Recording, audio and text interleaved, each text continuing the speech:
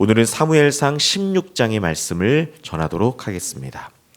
하나님께서는 이 사무엘 선지자를 통해 사울을 이미 버렸다라고 분명하게 선언하셨습니다. 이에 사무엘 선지자는 너무 마음이 아팠습니다.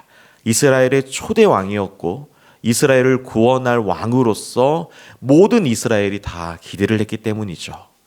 또한 동시에 혹시나 사울이 자신을 적대할까 죽일 수도 있다는 두려움에 쌓여서 이 사무엘 선지자는 하나님 앞에서 크게 슬퍼하는 시간을 가졌습니다.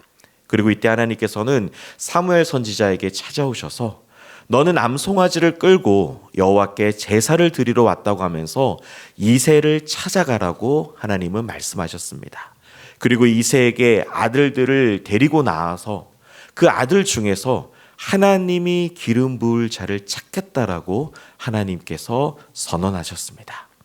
이에 사무엘 선지자의 모든 이야기를 들은 이새는 자신의 아들들을 차례대로 사무엘 선지자 앞으로 데려옵니다.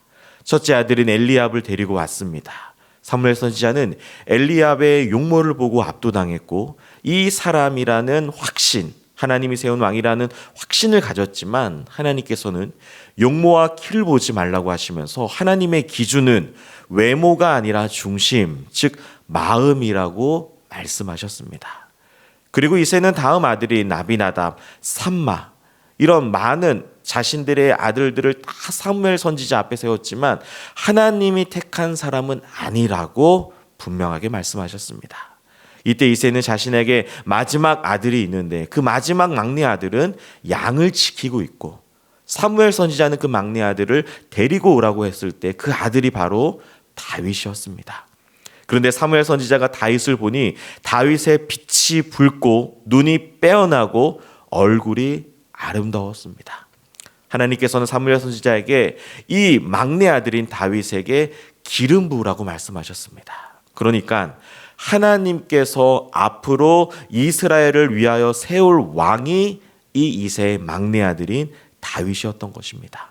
그리고 이제 다윗은 사울 왕 다음으로 이스라엘을 다스릴 왕으로 하나님의 계획 가운데 있었던 사람이죠.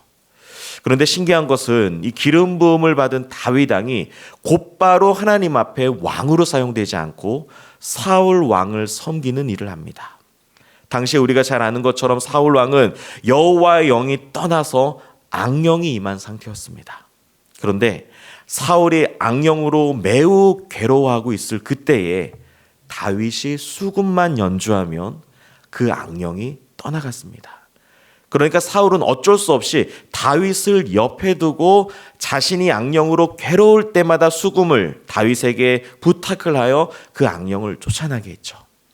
어떻게 보면은 하나님께서 이 일을 통해 다윗이 이스라엘의 왕으로 일해야 될 것을 미리 바로 옆에서 일일이 하나씩 다 관찰하면서 왕으로서의 준비를 하나님께서 충분히 시켜주셨습니다. 여러분들 이 모든 일의 원인은 무엇이냐면 사울에게 하나님의 영이 떠났다라는 것입니다. 여러분들 성경은 예수 그리스도를 믿는 모든 신자들에게 하나님의 영인 성령이 임한다고 분명히 말씀하고 계십니다.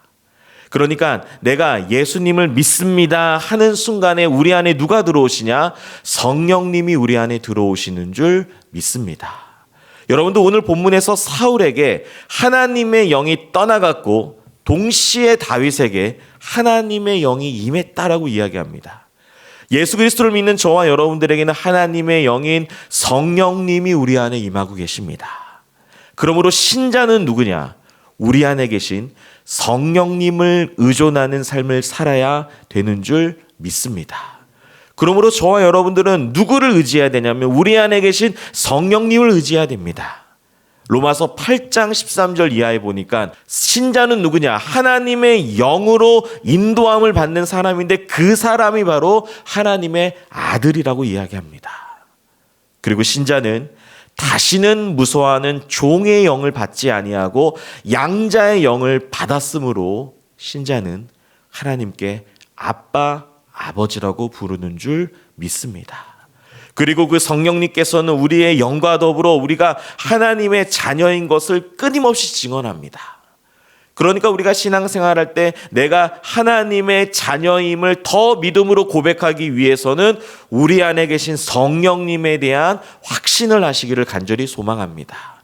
그 성령님께서 우리가 하나님의 자녀이면서 동시에 상속자이라시는 것을 우리에게 증언하고 계시고, 또한 그리스도와 함께한 상속자라는 것입니다. 그리스도가 받았던 그 놀라운 귀한 하늘의 풍성한 것들을 신자들에게도 허락하신다는 거죠. 그 모든 것의 출발점이며 근원이 무엇이냐? 우리 안에 성령님이 계시기 때문입니다.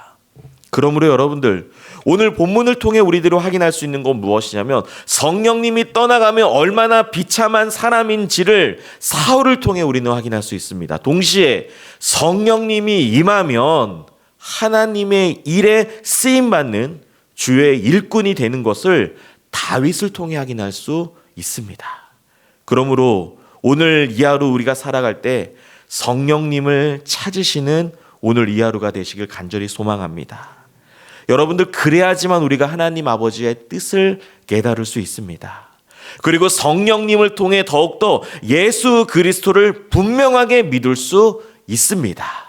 그리고 성령님을 통해 우리 안에 하늘로부터 오는 귀한 평안을 얻게 될 줄 믿습니다. 신자의 가장 승리할 수 있는 유일한 방법, 우리 안에 계신 성령님을 의존하는 것입니다. 오늘 이 하루 성령님께 기도하며 성령님께 의뢰하며 성령님께 여러분들의 모든 문제를 구하는 복된 하루가 되기를 간절히 소망합니다.